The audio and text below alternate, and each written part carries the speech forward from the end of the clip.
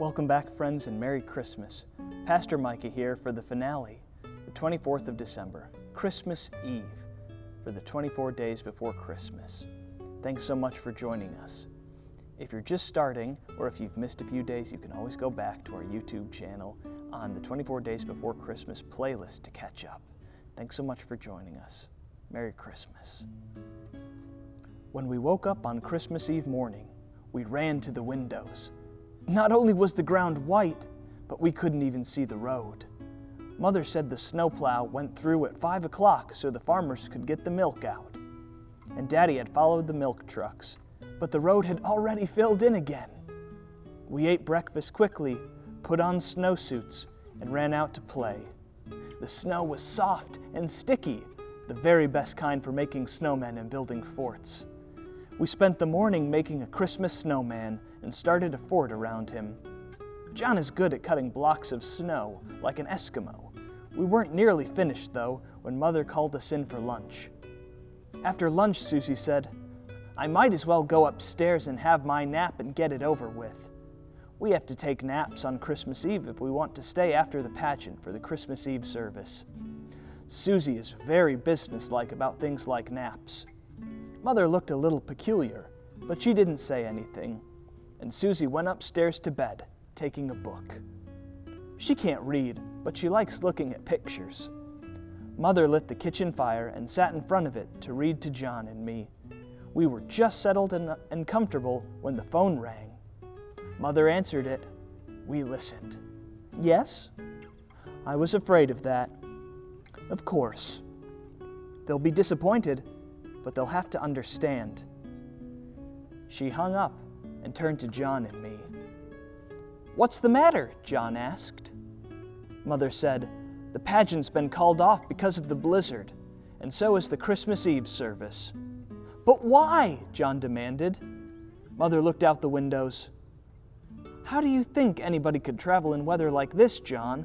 We're completely snowed in. The roadmen are concentrating on keeping the main roads open, but all the side roads are unusable. That means that about 3/4 of the village is snowed in, just like us. I'm sorry about the angel, Vicky. I know it's a big disappointment to you, but remember that lots of other children are disappointed too." I looked over at the creche, with Mary and Joseph now in their places, and the manger still empty and waiting for the baby Jesus. Well, I guess lots of worse things could happen. I thought, if this means Mother will be home for Christmas. And then I thought, blizzards can stop pageants, but they can't stop babies. And if the baby starts coming, she'll have to go to the hospital anyhow. "You're a good girl to be so philosophical," Mother said. But I didn't really think I was being philosophical. John said, "Anyhow, it looks as though the baby's going to wait till after Christmas." Mother answered, "Let's hope so." John pressed his nose against the window until the panes steamed up. "How's Daddy going to get home?" It seemed to me that Mother looked anxious as she said, "I must admit I'm wondering that myself." "But it's Christmas Eve," John said. "He has to get home." All Mother said was, "He'll do the best he can. At least I'm the only maternity case on his list right now." In all my worrying about Mother not being home for Christmas, it had never occurred to me that Daddy mightn't be. Even when he's been called off on an emergency, he's always been around for most of the time. But if the blizzard was bad enough to call off church, it was maybe bad enough so Daddy couldn't get up the long, steep hill that led to the village. When it began to get dark, Susie woke up, all pink from sleep, and hurried downstairs. She was very cross when Mother told her that the pageant and the Christmas Eve service had been called off. "I needn't have slept so long after all, and I wanted to see Vicky be the angel."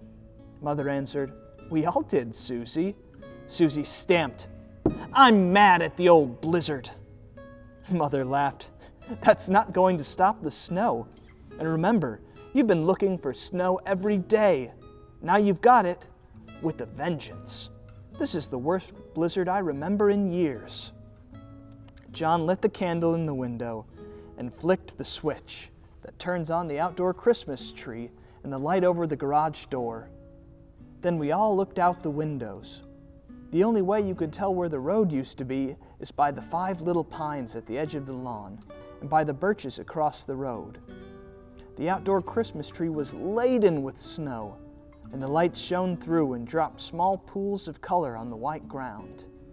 The great flakes of snow were still falling as heavily as ever, soft and starry against the darkness. "I guess Daddy'll have to spend the night in the hospital," John said. Mom came up to the window and looked over our heads. "No car can possibly get up the road." Susie asked, "What are we going to have for dinner?" Mother turned from the window. "I think I'll just take hamburger out of the freezer." I thought she looked worried. I stayed by the window. "Please let Daddy get home. Please let Daddy get home." But I knew Mother was right, and a car couldn't possibly get up the road, even with the new snow tires and chains. "Please, God, I'm not bargaining. I'm not bribing or anything. I'm just asking. Please let Daddy get home. If I knew how to offer my whole self, I would. But I don't know how. So please let Daddy get home.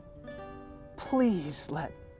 Then just as the words began to jumble themselves up in my mind, I saw something in the wide expanse of snow, somewhere near where the curve of the road ought to be.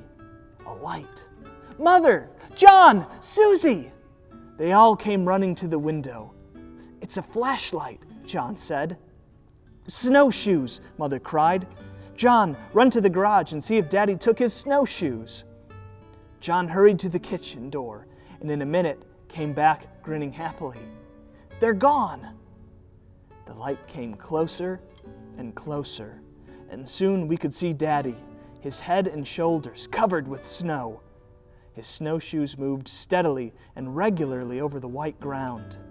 We ran, tumbling out of the garage, and flung our arms around him, and the dogs jumped up on him and barked in greeting. "Whoa!" he said. "Let me get my snowshoes off."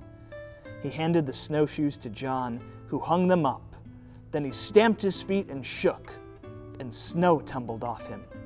The dogs dashed out into the snow and came whirling back into the garage and shook off even more snow. "Come along," Daddy said. "Let's get in out of the cold." When we got indoors, Daddy kissed Mother. She leaned her head against her shoulder. "I was afraid you wouldn't be able to get home." Daddy said, "You didn't think I'd leave now, did you?" And Mother said, "I've been having contractions off and on all day. Oh, I'm so glad you're home." Daddy put another log on the fire. Outdoors, the snow was still falling. Indoors, it was warm and cozy. The star lit up the little stable, and Daddy went to the white cardboard box and took out the tiny wax figure of the baby. "I think we can put him in the manger now." Mother said, "We might as well have the reading now, too, because this is all the Christmas Eve service we're going to get." John went into the living room and turned on the Christmas tree lights so that there was the beauty of the Christmas tree indoors and the Christmas tree outdoors. And Daddy sat by the fire and read us the Christmas story. I looked up at the angel on top of the indoor Christmas tree, and I felt peaceful and happy. When we'd finished dinner and were nearly through with the dishes, Mother gave a funny little gasp and said to Daddy, "How are you going to get me to the hospital?" Daddy laughed. "Upstairs is as far as I'm going to get you tonight." He looked at us. "Children, I'm going to ask you to finish the dishes and clean up the kitchen." Suddenly, he sounded like a doctor, not just Daddy. "John, put on a full kettle to boil. Blizzards don't ask anybody when they should come, and neither do babies." He put his arm about Mother, and they went upstairs. "What about dessert?" Susie asked. "We were going to have dessert after we'd done the dishes."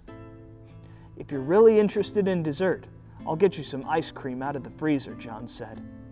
After all, Susie is a very little girl. She ate a large bowl of ice cream. When the kitchen was all cleaned up, Daddy came downstairs. He carried the Christmas stockings, and he told us to hang them carefully at the living room fireplace. You'd be staying up late tonight anyhow, so please just be good. Vicky, keep that kettle hot for me, and feed the cats and put them down in the cellar for the night. The snow beat against the windows. The wind rattled the shutters. In spite of her nap, Susie got sleepy and curled up on the living room sofa. I went to the stove. I'd better make the cocoa to put up on the mantelpiece with the cookies for Santa Claus. Make enough for us while you're at it, John said. We drank 2, then 3 cups of cocoa. We tiptoed out to the storeroom where we'd hidden our presents for Mother and Daddy and put them under the tree. Time seemed to stretch out, and Daddy didn't come back downstairs. The dogs lay in front of the fire and snored. Suddenly, Mr. Rochester, the Great Dane, pricked up his ears. John and I listened, but we didn't hear anything. At the top of the cellar stairs, a cat meowed. Mr. Rochester sat up and raised his head. His tail thumped against the floor.